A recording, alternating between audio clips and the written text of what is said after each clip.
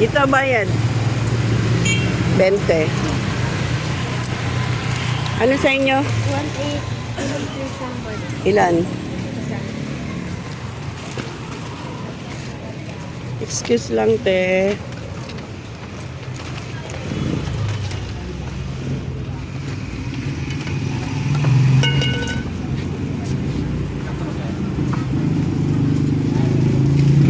Ito ba? Ay, so,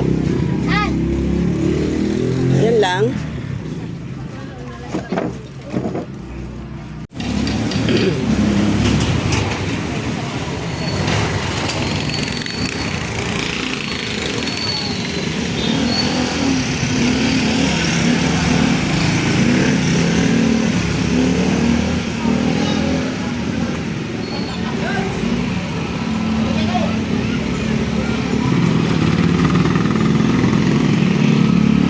Good evening guys, magta-time check tayo. Time check is 9:30 na ng gabi, pero nandito pa rin tayo sa ating tindahan. Dito sa tindahan namin kahit gabi na, marami pa rin naglalakad. Kaya minsan inaabot kami dito ng 10:30. Naiiwan na yung mister ko. Ako nauna na ako umuwi. Mga 10 umuwi na ako. Tapos siya na magsasarado. Habang nagsasarado siya, marami pa rin bumibili.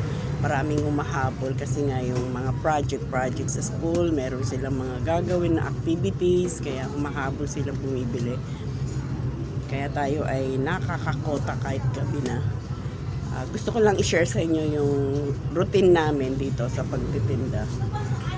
Dami bibili. Sa lugar nyo, anong oras pa kayo nagsasarado? Kasi marami dito sa amin. Katapat ko lang, yung maaga nagsasarado. Yung iba 8 o'clock pa lang nagsasarado na. Siguro dahil wala na masyadong bumibili sa kanila. Hindi kagaya kasi dito mga school supplies, marami pa rin bumibili.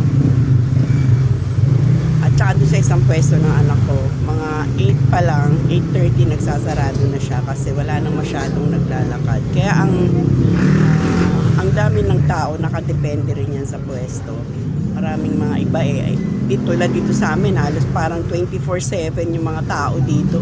Alam mo, kahit madaling araw, ang dami pa rin naglalakad. Kaya meron dito mga iba na grocery, nag 24 hours sila kasi marami pa rin bumibili.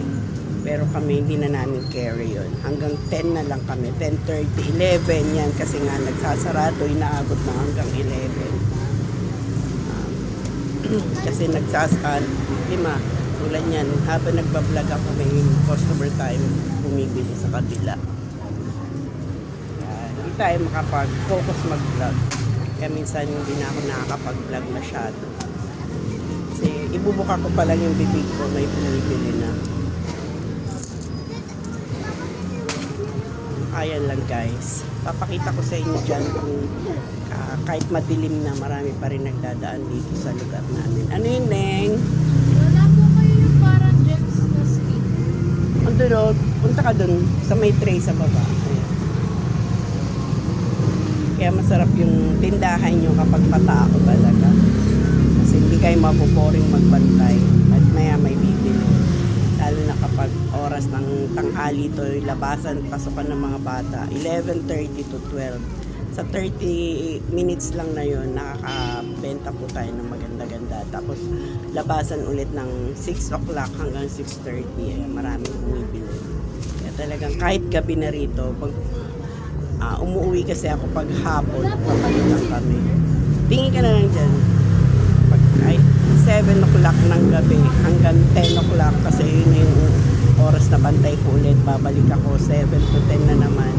Mahina po 5K natin na benta dyan sa ganung oras lang. Kaya talagang buong araw na yun nakakakota po tayo. Kahit tayo umuupa lang dito kinikita po natin yung ating bayad sa upa dito. Kaya natin siyang bentahin ng isang araw yung upa dito. Ayan lang guys. Bye-bye na guys. At may mga customer na tayo nagbabayad. Naghihintay sa akin.